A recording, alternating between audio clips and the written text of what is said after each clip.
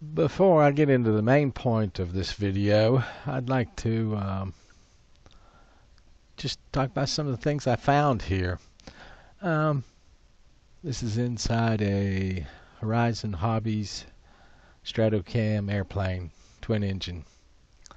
This is the rudder actuator and the elevator actuator, I would call them, rather than servos. Because what we have here is two little silver stepper motors that have a gear reduction that looks radical to me, like in 20, 25 to 1, 30 to 1. That turns a rod at that little white tab in the center of that black slot, you can see, has a servo rod hooked through it.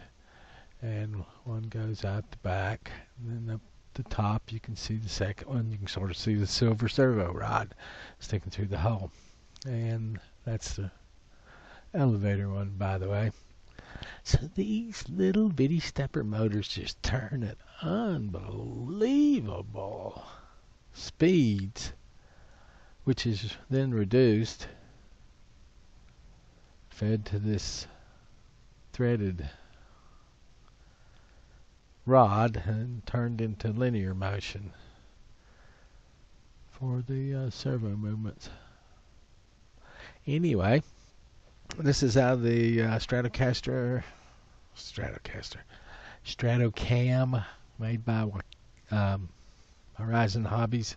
Just one of the couple of, I have like 4 airplanes. Went to fly it about a week ago, and just took off out of my hand, went straight to the ground. I had the elevator pretty much back, throttle on full, just kind of took me by surprise, but I did one of those things that you should never do. I got it all ready to go, but didn't check my control surfaces. I finally did that today here and found that I had nothing but down elevator. Nothing but. And this top servo mechanism, actuator, whatever you want to call it. In truth, you have those 2 rods coming from the rear of the airplane for the rudder and the elevator, and they come up to here, and you can barely see about an inch of black shrink wrap. And what that is that's where those 2 rods are. There's actually a little rod goes through the tab in the white part of the actuator. Now, you know, double 90 degrees like they always are on servo rods. But it's only about an inch long or so.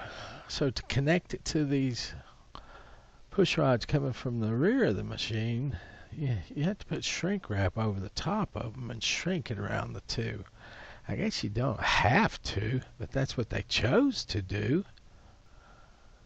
Can't really get a good look here because of the color. So what had happened is that upper one, it had slipped in that shrink wrapped and lengthened. So even when this white tab was twisted all the way forward in that linear part of that actuator, I still had down elevator. This is the way it looks in the back. Here you can easily see the 2 control wires that are connected to each other with shrink wrap. I guess this gives points that would give rather than break. I don't know what to say about it all. I just know that the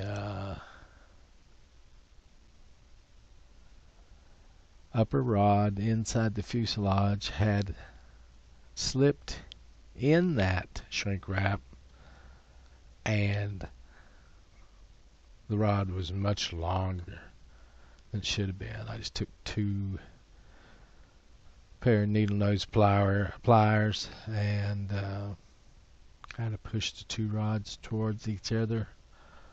Centered up the elevator on the control surface of the elevator on the rest of the elevator, and set the white tab at center. So I did both of them. You might have seen both of them were at center. So that should fix that airplane. We'll fly it soon and find out for sure. So that's the way that works. We'll fly her real soon. Winds have been kind of high.